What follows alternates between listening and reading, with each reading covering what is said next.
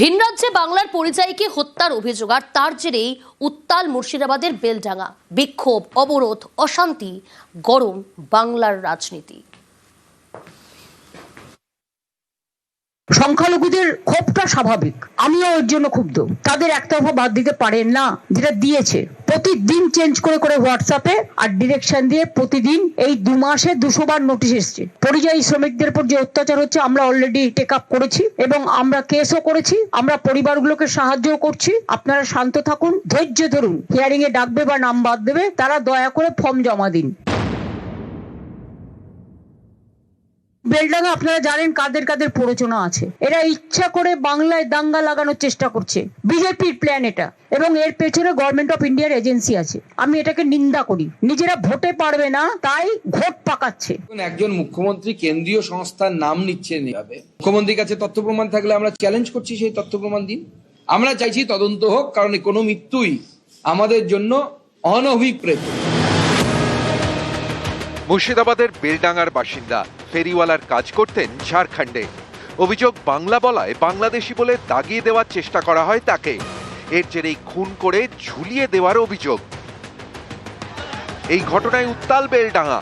বিক্ষোভ, প্রতিবাদ, অবরোধ, যার জেরে যান চলাচল ব্যাহত হয় জাতীয় সড়কে। অবরুদ্ধ হয়ে পড়ে ট্রেন চলাচলও।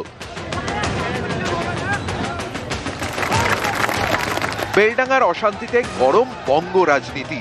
বিজেপির প্রশ্নে রাজ্যের আইন শৃঙ্খলা। মুখ্যমন্ত্রীর নিশানায় কেন্দ্রীয় সরকারের এজেন্সি।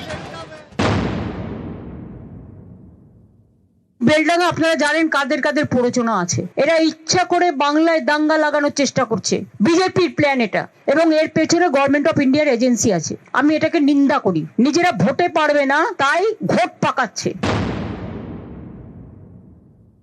একজন মুখ্যমন্ত্রী কেন্দ্রীয় সংস্থার নাম নিচ্ছেন এভাবে, একজন মুখ্যমন্ত্রী কেন্দ্রীয় সংস্থার নাম নিচ্ছেন এভাবে, মুখ্যমন্ত্রীর কাছে তথ্য প্রমাণ থাকলে আমরা চ্যালেঞ্জ করছি সেই তথ্য প্রমাণ দিন। আমরা চাইছি তদন্ত হোক, কারণ কোনো মৃত্যুই আমাদের জন্য অনভিপ্রেত। নিউজ 18 বাংলা। ঝাড়খণ্ডে পরিযায়ী মৃত্যু নিয়ে বিজেপি তৃণমূলকে আক্রমণ হুমায়ুন কবিরের। পুলিশ তো অসহায় অবস্থায় আছে ওখানে। এসপি আমাদের মদত চাইছে।